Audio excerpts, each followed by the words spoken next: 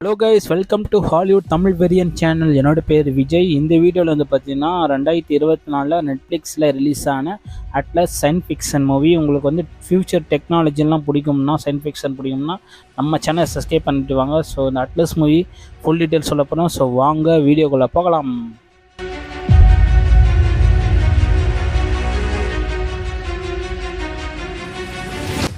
Atlas movie science fiction movie. இந்த மூவியோட running time பார்த்தீங்கன்னா 2 ஹவர் மூவி. உங்களுக்கு நெட்ஃப்ளிக்ஸில் அவைலபிள் இருக்குது, டெலிகிராம் லிங்க் அவைலபிள் இருக்குது, எது வேணுமா யூஸ் பண்ணிக்கோங்க. இந்த மூவி ஒன் ஸ்டோர் பார்த்தீங்கன்னா ஃபியூச்சரில் வந்து பார்த்தீங்கன்னா ஏஐ டெக்னாலஜி வச்சு ரோபோட்ஸ்லாம் உருவாக்கி சூப்பராக உருவாக்கி வச்சுருக்காங்க. ஸோ அதனால் வந்து பார்த்திங்கன்னா வேறு லெவல் மூவியாக இருக்குதுன்னு நான் சொல்லுவேன்.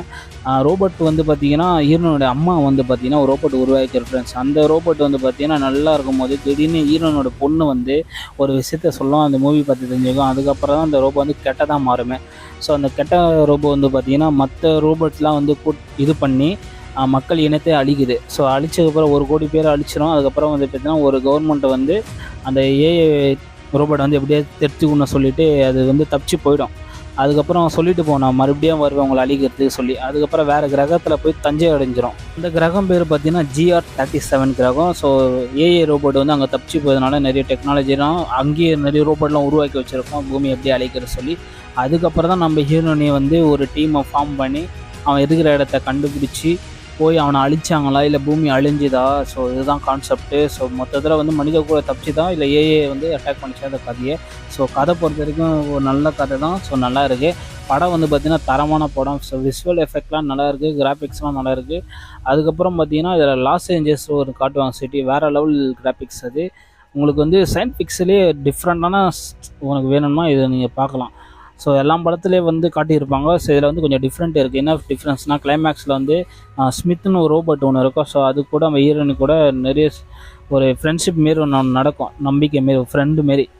அந்த சீன்ஸ்லாம் வேறு லெவலில் இருந்தது. ஸோ மற்றபடி இதில் எதுவும் குறையில்லை. ஃபஸ்ட் ஆஃப் வந்து பார்த்திங்கன்னா கொஞ்சம் ஃபாஸ்ட்டாக போகும், செகண்ட் ஆஃப் தான் கொஞ்சம் ஸ்லோவாக போகும். ஆனால் அந்த கதை புரியணும்னா 2 ஹவர் கண்டிப்பாக நீங்கள் பார்த்தே ஆகணும். ஸோ மொத்தத்தில் பார்த்திங்கன்னா படம் ஒர்த்து.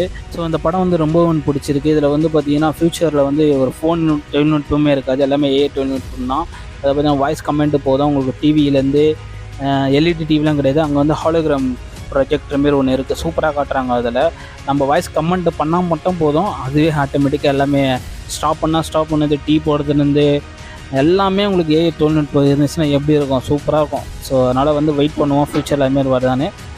மொத்தத்தில் அந்த படம் ரொம்ப பிடிச்சிருக்கு. டெலிகிராம் லிங்க் கொடுத்துருக்கேன், ஜாயின் பண்ணி யூஸ் பண்ணிக்கோங்க. ஸோ அடுத்த வீடியோ சந்திப்போம். நான் உங்கள் விஜய். மறக்காமல் லைக் பண்ணுங்கள், இல்லைன்னா சப்ஸ்கிரைப் பண்ணுங்கள் ஃப்ரெண்ட்ஸ். சரிங்களா? Okay, bye bye.